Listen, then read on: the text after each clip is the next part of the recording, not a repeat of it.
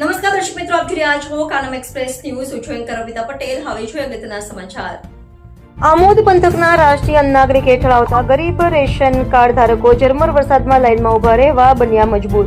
આમોદ તાલુકા વહીવટીતંત્રએ NFSA હેઠળ આવતા ration card ધારકોને કુટુંબની તેમજ સભ્યની આવક મર્યાદા તેમજ ખેતીની જમીનદાર વગેરે બાબતો સરકારના નક્કી કરાયેલા ધોરણમાં સમાવેશ થતો ન હોય તે બાબતની પત્ર દ્વારા જાણ કરવામાં આવી છે અને જવાબ માંગવામાં આવ્યો છે. રાજરોજ ચાલુ ઝરમર વરસાદમાં આમોદ પંથકના 56 ગ્રામ્ય વિસ્તારના લોકો લાંબી લાઈનોમાં રાશન કાર્ડ ધારકો છુપા રોષ સાથે જોવા મળ્યા. ફરીથી એકવાર સરકારની ડિજિટલ ઇન્ડિયાની વાતો પોકાર સાબિત થઈ હોય એવા આક્ષેપ લાંબી લાઈનોમાં ઉભા રહેલા લોકોએ મીડિયા સમક્ષ આવીને રોષ ઠાલવ્યો હતો.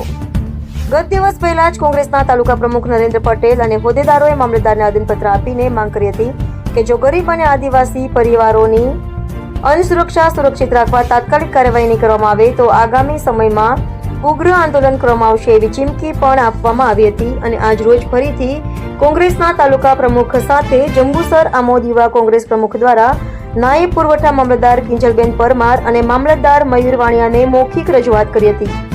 ત્યારે ગ્રામ્ય વિસ્તારના તલાટીઓ આ જવાબી કાર્યવાહી હાથ ધરવામાં આવે એની કક્ષાએ ભલામણ કરશે એવું પોઝિટિવ જવાબ આપવામાં આવ્યો હતો.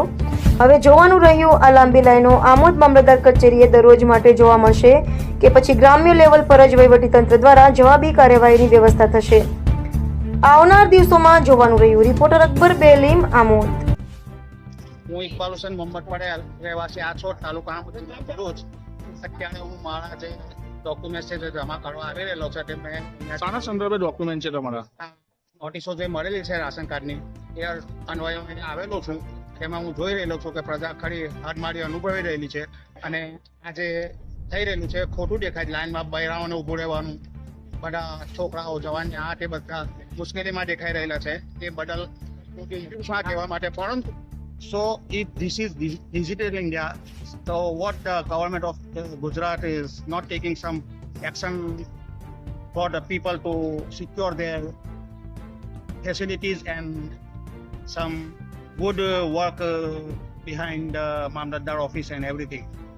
ઇબ્રાહીમભાઈ દાઉદભાઈ પટેલ, મૂળ ગામ રહેવાસી રોજા ટંકારિયા.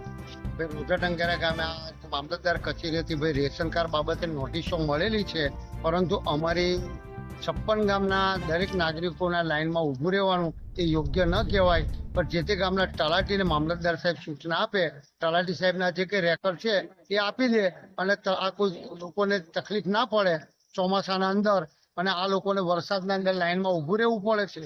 પરંતુ મારી એક વિનંતી છે અને ગામના આગેવાનો હોય, સરપંચ હોય, તલાટી હોય, એ લોકો આ દરેક પાસેથી રેકર્ડ પુરાવા લઈ અને પછી મામલતદાર સાહેબને આપી દે એવી મારી નમ્ર વિનંતી. તમે સવારથી કેટલા વાગ્યાથી લાઈનમાં ઉભા? સવારમાં 8 વાગ્યાથી લાઈનમાં ઉભેલા છે સાહેબ. હજુ તમારું કામ હોય? ના, કામ પૈતું નથી, અમારા લાઈનમાં જ ઉભેલા છે સાહેબ. સલીમ ગુલામ પટેલ. શું તકલીફ છે? અમારા રેશન કાર્ડ સસ્તી અનાજની દુકાનમાંથી અનાજ મળે છે.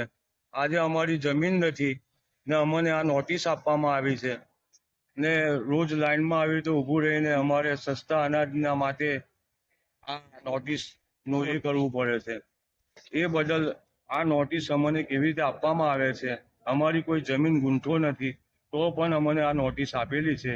એ બદલ મામલતદાર સાહેબને વિનંતી કરું છું કે સાહેબ આ બધું ચેક કરીને તમે અમને આ જે કઈ માહિતી છે તે આપો. તમે અમારી કોઈ જમીન છે નહીં.